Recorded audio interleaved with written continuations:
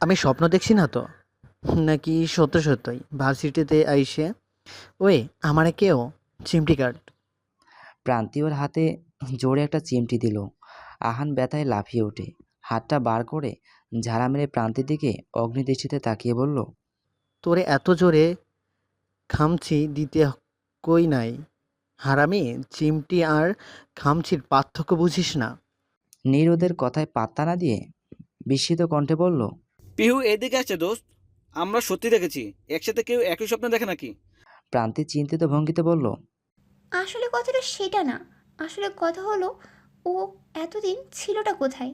আর ওকে যে পৌঁছে দিল, সেই ছেলেটা কি? স্পৃহা ওদের তিনজনে এভাবে তাকিয়ে থাকতে দেখে ঠোঁট বাঁকিয়ে বলল, হোয়াট হ্যাপেন্ড? অমন করে তাকিয়ে আছিস কেন সবাই? আমি তোদের পিহু, কোনো এলিয়েন নই। আহান স্পৃহা হাত টেনে নিজের পাশে বসালো। সন্ধিয়ান চোখে তাকিয়ে বলল, তোর গেট আপ দেখা অবাক হই নাই। এতদিন গায়েব হইয়া যাওয়াই অবাক হই নাই। আহির ভাইয়ের ছ্যাঁকা দেওয়ার তুই দেবদাসের ফিমেল ভার্সন হয়ে গেছস, সেটা আমরা বুঝেছি। কিন্তু কথাটা হইল, তোর পিছনের ওই জিনিসটা কে ছিল রে?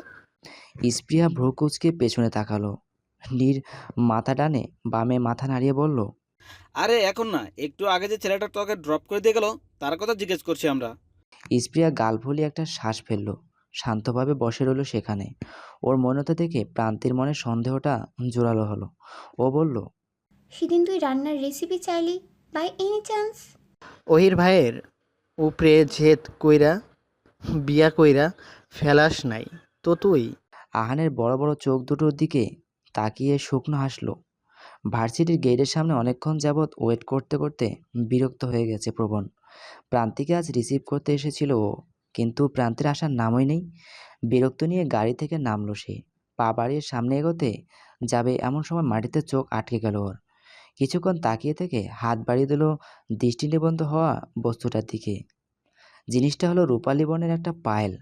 হাতে নিতেই রোদের তীব্র আলোয় ঝলমল করে উঠল পায়েলটা। কিন্তু এই জিনিসটার মালিক কে?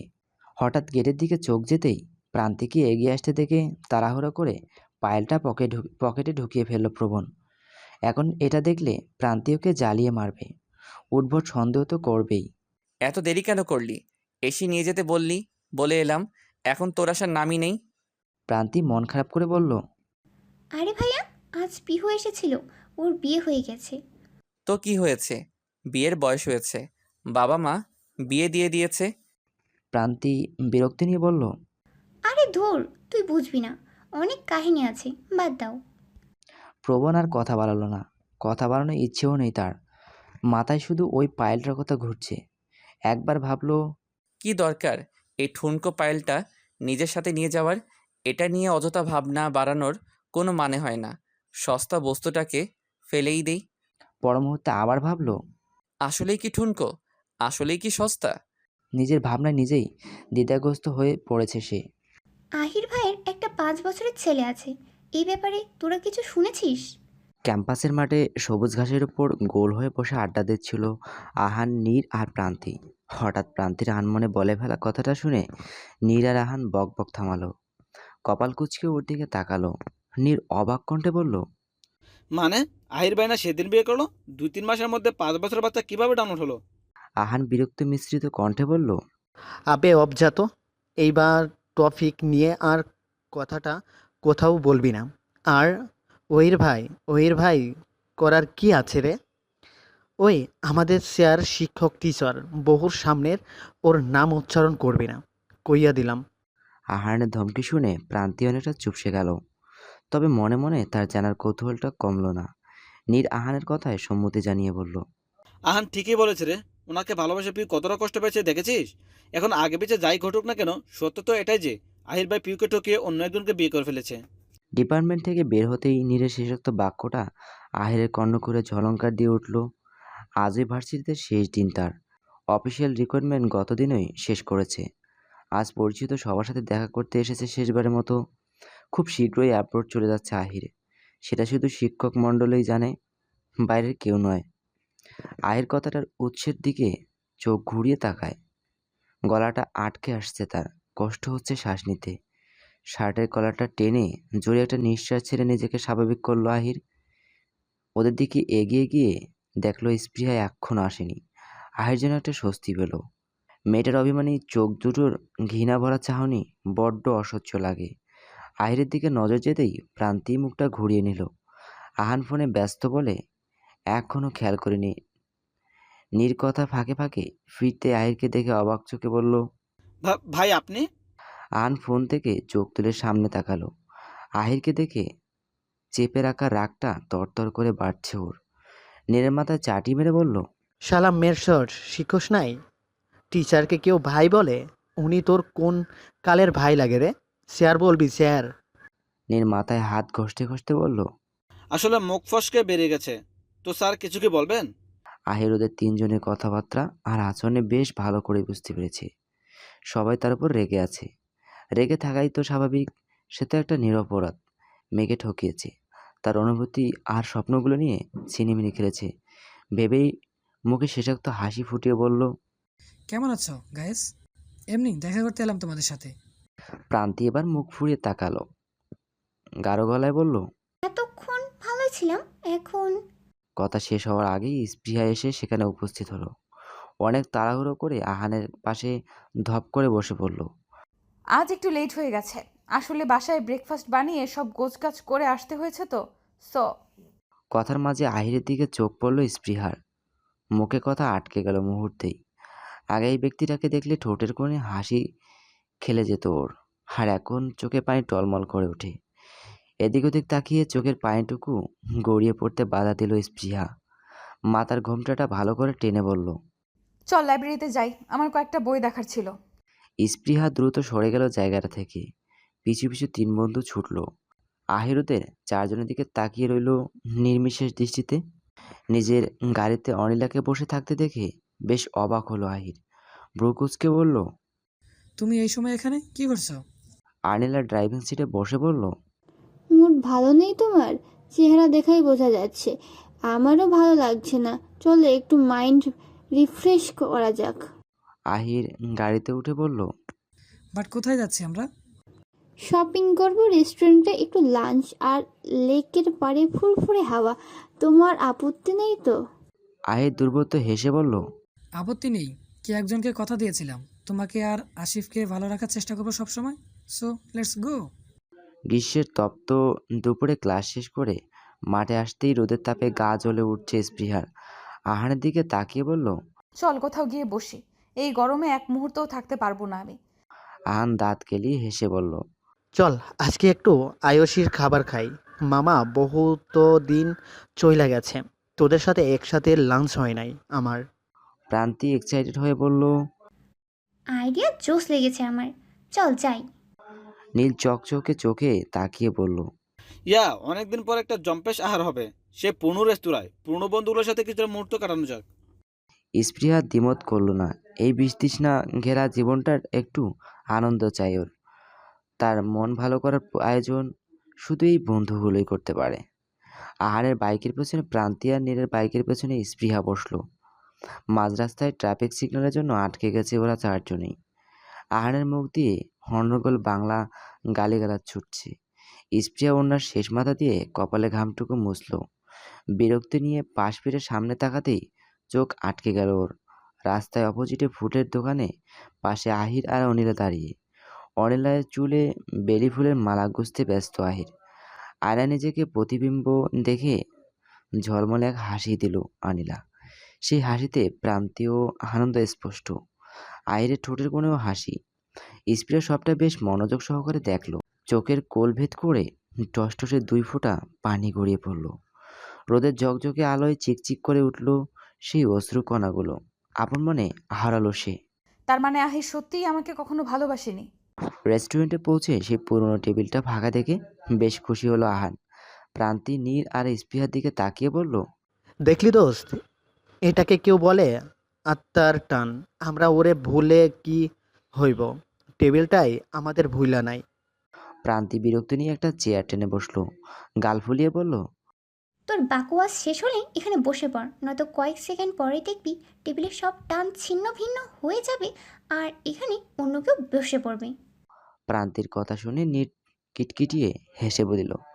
স্প্রিয়ার মুখের কোণে হাসি দেখা গেল না। মনের সকল আনন্দ কিছুক্ষণ আগেই কালো মেঘে ঢেকে গেছে ওর। সেটা বাকি তিনজন বেশ ভালো করেই খেয়াল করেছে। চারজন চারটে টেনে বসতেই সবার খোশমেজাজি আড্ডা শুরু হলো। খাওয়ার মাঝে মাঝে সবার কথা আর উৎফুল্ল প্রাণবন্ত হাসির কারণে স্পিরার মন খারাপটা বেশিক্ষণ স্থায়ী হলো না। সেও নিজেকে অজান্তেই যোগ দিল হাসাহাসিতে। বকবকের মাঝেই নীরের চোখ গেল রেস্টুরেন্টের মেইন দরজার দিকে। কাছের দরজা ঠেলে ভেতরে ঢুকছে আহির আর আনিলা। নীর আনিলাকে দেখে ভ্রু কুঁচকে ফেললো, বিড়বিড় করে বলল। এটাই তাহলে আহির ভাইয়ের বউ? নীরের দৃষ্টি অনুসরণ করে স্পৃহাও সেদিকে তাকালো। আহিরকে এখানে দেখে সেও অবাক। আহির চেয়ার টেনে দিলে আনিলা সেটাতে বসে পড়ল। আহির গিয়ে ঠিক আনিলার অপোজিটে বসলো। দুটো মুখোমুখি বসে থাকা কাপলদের বেশ মনোযোগ সহকারে পর্যবেক্ষণ করছে স্পৃহা আর ওর তিন বন্ধু। আহান বিরক্তি নিয়ে বলল। শালার কপালটাই সকল ক্যাসালের মূল কারণ। এই দুনিয়াটায় কি অন্য কোনো জায়গা পাই নাই প্রেম করার জন্য? দেশটা কি বহুত ছোট, ফাউল যত সব। নীরার প্রান্তি বিরক্ত, নাকমুখ কুঁচকে নিজেদের খাওয়া মনোযোগ দিল। স্পৃহাকে উদ্দেশ্য করে নীল বলল। বোন, তোর খাবার ঠান্ডা হয়ে যাচ্ছে। স্পৃহার চোখ নামিয়ে ফেলল। খাওয়ার মনোনিবেশ করলেও বেহায়া চোখ দুটো বারবার আহির আর আনিলার দিকে ছুটে যাচ্ছে। ওদের দুজনের কেউই স্পৃহাকে এখনো খেয়াল করেনি, কিন্তু স্পৃহা তো ওদের দিকে প্রতি মিনিটে 100 বার করে তাকাচ্ছে।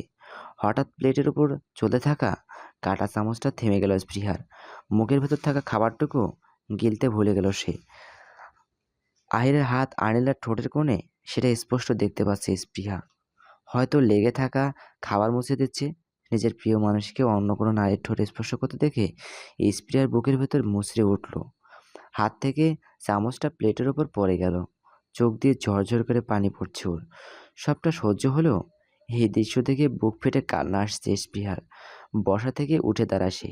হাত দিয়ে মুখ চেপে গড়গড় করে বেরিয়ে গেল রেস্টুরেন্ট থেকে। পিছন থেকে আহার নীর প্রান্তি সমন্বয়ে বলে উঠল। পিহু, কোথায় যাচ্ছিস তুই? পিহু, দাঁড়া। উপস্থিত সবাই ওদের তিনজনের দিকে তাকালো। আহির আর আনিলা লক্ষ্য করলো। ওদের কথা শুনে মুহূর্তেই বিষয়টা আন্দাজ করতে পারলো আহির। কিন্তু কিছু বলার আগেই তিনজনে দৌড় দিয়ে বেরিয়ে গেল রেস্টুরেন্ট থেকে। লেকের পানিতে পা ভিজিয়ে বসে আছে স্পৃহা। চোখ দিয়ে অনবরত পানি ঝরছে ওর। প্রান্তি, নীর, আহান ওর থেকে কিছুটা দূরে দাঁড়িয়ে আছে। প্রান্তি অসহায় গলায় বলল। Do something guys. এইভাবে আর কতক্ষণ? বিকেল গড়িয়ে সন্ধ্যা নামবে একটু পর। মেয়েটা তো বাসায় ফিরতেই চাইছে না। আহান খ্যাপা কণ্ঠে বলল। মেজাজটা চোটে যতটা হইয়া গেছে বহুত আগেই। এই পিহুর বাচ্চারে খুন করার মন চাইতেছে। এত প্রেম আসে কোথা থেকে? আজাইরা একটা। নীর কিছু একটা ভেবে বলল। পিহুর বরকে কল দিলে কেমন হয়? আমাদের কথা তো শুনছে না, ওনার কথা শুনতে পারে। প্রস্তাবটা বেশ মনে ধরল ওদের। প্রান্তি স্পৃহার ব্যাগ হাতড়ে ফোন বের করলো। আদ্র নামের একটা নাম্বার থেকে বহুবার কল এসেছে। ওরা অনেকটা চিন্তিত হলো। এটাই স্পৃহার পর। ভাবনার মাঝেই আবার কল ভাইব্রেট হওয়া শুরু করলো। প্রান্তিক কলটা রিসিভ করতে ওপাশ থেকে উত্তেজিত পুরুষালী গলা ভেসে এলো। স্পেহা, কোথায় তুমি? বিকাল হয়ে গেছে, এখনো ফিরলে না তুমি? ফোনটাও ধরছো না টেনশনে। আমি স্পৃহা নই, ওর ফ্রেন্ড বলছি। প্রান্তি আদ্রকে সবটা সংক্ষেপে বুঝিয়ে বলল। আদ্র একটা দীর্ঘশ্বাস ফেলে বলল। ওকে।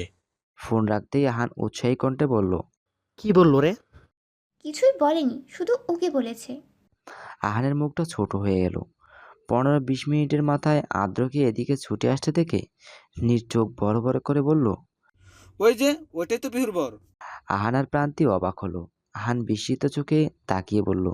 আরে বাপরে, আকাশে উড়ে উড়ে এলো নাকি? ঝড়ের গতিতে গাড়ি চালিয়ে এলো গাইস। এরই মধ্যে আদ্র ওদের কাছাকাছি চলে এলো। ওদের দিকে তাকিয়ে বলল। তোমরা তিনজনই তো স্পেহার ফ্রেন্ড। ওর সাথে দেখছিলাম তোমাদের। কোথায় স্পেহা? প্রান্তি চোখ দিয়ে পাশে ইশারা করলো। আদ্র সেদিকে তাকিয়ে ওদের বলল। তোমরা বাসা চলে যাও, আমি ওকে নিয়ে যাচ্ছি। ওরা বাইক নিয়ে চলে গেল। আদ্র ধীর পায়ে এগিয়ে গিয়ে স্প্রেয়ার কাঁধে হাত রাখলো। স্প্রেয়ার মধ্যে কোনো ভাবান্তর নেই। ও এক দৃষ্টিতে সামনের দিকে তাকিয়ে আছে। চোখ দিয়ে অবিশ্রান্তভাবে পানি ঝরছে। আদ্রর পাশে গা ঘেঁষে বসলো। ওর দিকে এক দৃষ্টিতে তাকিয়ে বলল। বাসা চলো স্পেহা, আর কত কাঁদবে? তুমি যার জন্য কাঁদছো সে তো শুকিয়ে আছে। তোমার চোখের জল কি এতটুকু মূল্যহীন? তুমি মানতে না চাইলেও তোমার চোখের পানিগুলো আমায় নিজস্ব ও ব্যক্তিগত সম্পদ। এগুলো অপচয় করো না। স্প্রিয়া আবার চোখ ঘুরিয়ে আদ্রের দিকে তাকালো। অশ্রুপূর্ণ টলমলে রক্তিম চোখ জোড়ায় একদম শান্ত। মুখটা গোধূলির হলুদার আলোয় মলিন লাগছে অনেক। হঠাৎ স্পৃহা এমন এক কাজ করে বসলো, আদ্র পুরোই পাথর হয়ে গেল। স্পৃহা অগত্যা আদ্রের বুকে ঝাঁপিয়ে পড়ে হাউমাউ করে কেঁদে উঠল। কান্নার তোরে আটকে যাওয়া গলায় বলল, আমি আপনাকে ভালোবাসতে চাই আদ্র, আমি আপনাকে ভালোবাসতে চাই। আমার অস্তিত্বের প্রতিটা অংশ জুড়ে আপনার নাম লিখতে চাই। আপনার সাথেই বাঁচতে চাই। আমার হবেন আদ্র, একান্তই আমার নিজের হবেন।